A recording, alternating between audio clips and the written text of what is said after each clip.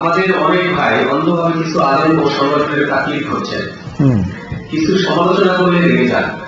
এরকম কোন দল বা আলেমকে অন্ধ সমর্থন করা যাবে কিনা? এই কথাটা আমরা আগে বলে দিয়েছি যে কাউকে অন্ধভাবে মানা যাবে না।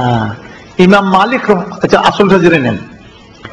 ইমাম মালিক রহমতুল্লাহ আলাইহি, ইমাম মালিকের কথা পড়ে আনি, নবী সাল্লাল্লাহু আলাইহি ওয়াসাল্লাম বলেন কুল্লুকুম খাত্তা, কুল্লুকুম খাত্তা ও খায়রু খাত্তাইন আত-তাওয়াবুন, তোমাদের প্রত্যেকেই ভুল করো।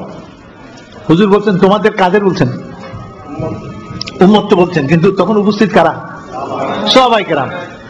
এক নম্বর তো তারাই, তাদেরকে অ্যাড্রেস করছেন। এরপরে না আমরা তো তার পিছন দিয়া, তো কুল্লুকুম খাত্তা, এভরিওয়ান, তোমাদের প্রত্যেকেই ভুল করো।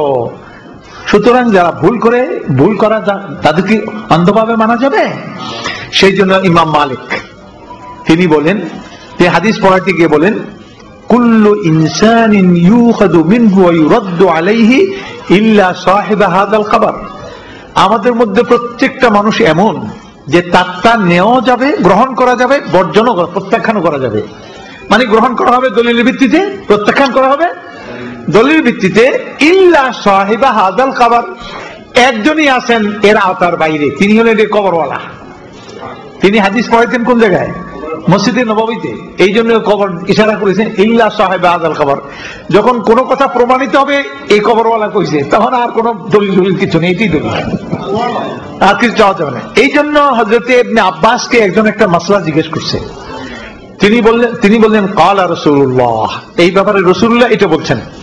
ওই লোক কয় ক্বালা তাকুলু ক্বালা রাসূলুল্লাহ ক্বালা আবু বকর ওমর কাযা ওয়া কাযা, আবু বকর ওমর তো এই মাসলা এটা কইলো, আপনি কোন রাসূলুল্লাহ এই কথা কইছে?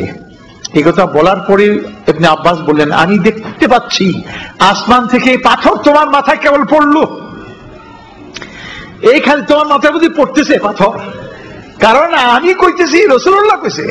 এরপরে কোন সাহসে তুমি আবার সামনে দিয়ে কথা কইতে পারলা আবু বকর ওমর কইছে? রাসূলুল্লাহ কথার মোকাবেলা আবু বকর কে, ওমর কে?